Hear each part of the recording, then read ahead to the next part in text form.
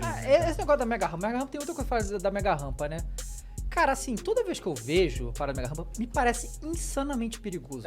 Aquilo ali é coisa de quem tá aqui procurando morrer, né? Não, cara? Assim, Cara, na verdade, com idade, eu prefiro ir andando na mega rampa do que no street, na rampa menor.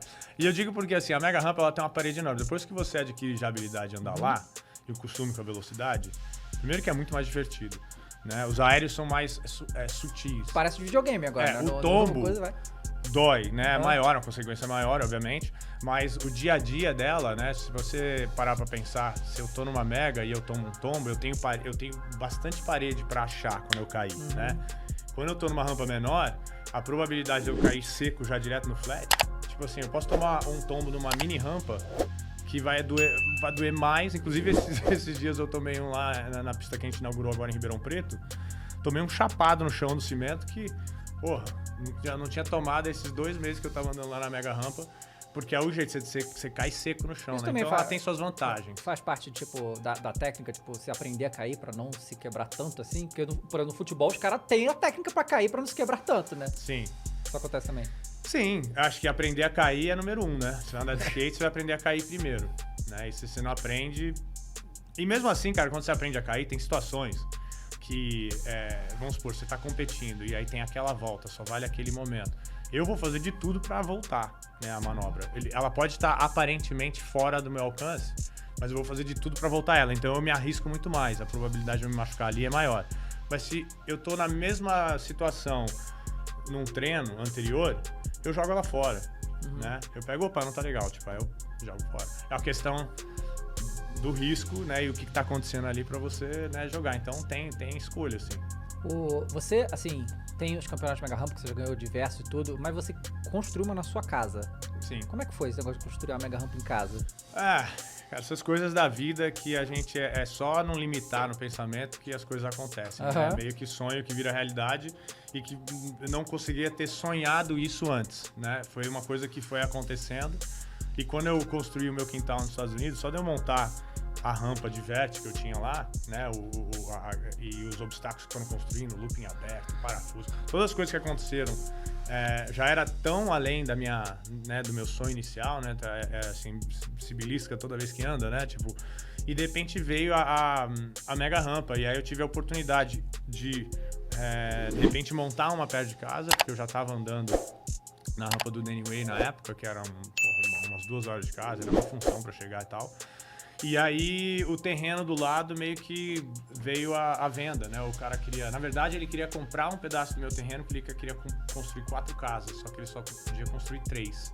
E aí financeiramente ele precisava daquele meu terreno para poder chegar lá e para fazer sentido. E aí eu falei, cara, não vou vender. Mas na verdade, se você quiser, eu compro o teu, né? Fiz meio que E aí ele tava meio preso ali, que não podia fazer nada, aí ele preferiu, né? Tá bom, eu te vendo. Aí nessa, eu enxerguei a mega rampa, que foi o terreno que ela tá, né?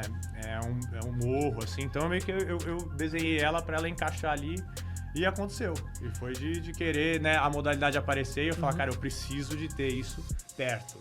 Em casa, melhor ainda. E pra evoluir em qualquer coisa...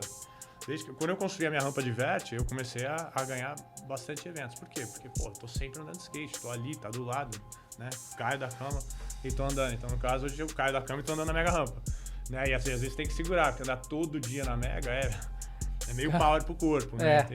Mas era isso, foi do nada, assim, né? Mas quanto tempo que existe a modalidade mega rampa? Cara, na verdade, em 93, o Matt Hoffman, que é do MX, né? Tem jogo dele, inclusive. Tem, exatamente. Ele é monstraço, ele é a inspiração máxima. Ele teve a ideia de que quanto maior a rampa, maior o aéreo. A teoria dele era, e realmente faz sentido, você pega uma rampa do tamanho dessa mesa aqui, para você dar um aéreo, né, pra você sair voando dela, você provavelmente vai conseguir fazer um voo mais ou menos do tamanho dela, não mais que isso, porque ela tem essa limitação. Não vou conseguir dar um aéreo de 10 metros numa rampa de 1 metro. Né? Não faz sentido. Então ele parou e falou assim, cara, se eu construir uma rampa de 5 metros, eu vou voar no mínimo 5 metros. Se eu construir uma de 8, eu vou voar de 8. Aí ele pegou e construiu uma lá, não sei a altura que ele construiu, mas ele pegou e ele não tinha ele pegava carona de moto, né? Igual um maluco, sem calcular. Cara, o match é incrível. E aí ele deu esse aéreo enorme e provou, né? Foi assim, parece mentira. Eu lembro que eu via a propaganda na revista, eu falei, cara, não, isso aqui é mentira. A gente ficava olhando assim. E isso ficou meio que na mente, né? E aí o Danny Way, que é um skatista, trouxe para o skate essa teoria. Ele falou, deixa eu ver se funciona. E aí montou uma em 97. Então, 4 anos depois ali, ele falou, vou montar uma aqui. E aí ele provou o conceito que pro skate também funcionaria, né? E aí com o tempo foi evoluindo. Nos anos 80 a gente andava muito em jump ramp, né? Que é aquela rampa que caía no chão, né? Montava a rampinha lá, aí caía no chão. Dava os 3 meio e caía no chão. E em 95, quando misturou X Games, misturou bicicleta com, né, as atividades que começaram a misturar, eles faziam obstáculos que a bicicleta usava bastante, que era meio que um fanbox, uma caixa, né? Então eles saíam voando e caíam numa rampa de aterrissagem. O skate não usava muito isso. E nessa mistura, a galera começou a andar ali. Aí se começou a enxergar que também dava para fazer esse salto. E aí o Andy McDonald, não lembro muito bem onde se foi...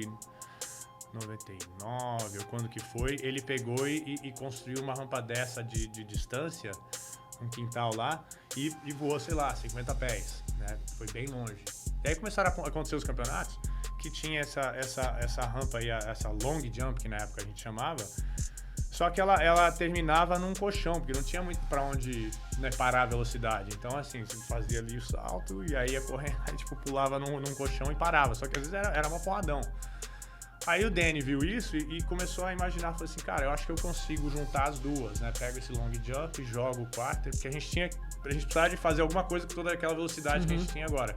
E aí ele solucionou colocando esse quarter, e aí nasceu a Mega Ramp, né? Isso foi em 2003, numa competição que era de construção de obstáculo, era criatividade de obstáculo. Tipo, era assim, Danny Way, toma aí X de orçamento, você faz aí uma ideia. Tony Hawk, toma X de orçamento, faz uma ideia. Bob, faz aí e tal. A minha ideia foi o looping conectado na minha rampa de vertical sem o teto. Essa foi a minha ideia. E aí o Danny fez essa ideia de juntar os dois, que virou a Mega Rampa. Ele queria quebrar os dois recordes de uma vez. E aí o Hawk fez uma rampa lá, botou fogo no corrimão e tal. Então era uma competição bem bacana até a competição, que era tipo assim, o que vocês têm de ideia pra fazer? Né, faz aí. E ali nasceu, né? E aí, depois dessa quebra de recorde de distância e aéreo, ele conseguiu ela separadamente. E eu acabei ganhando a competição com o looping aberto, né? De criatividade, enfim, eu consegui fazer o que eu falei que eu ia fazer.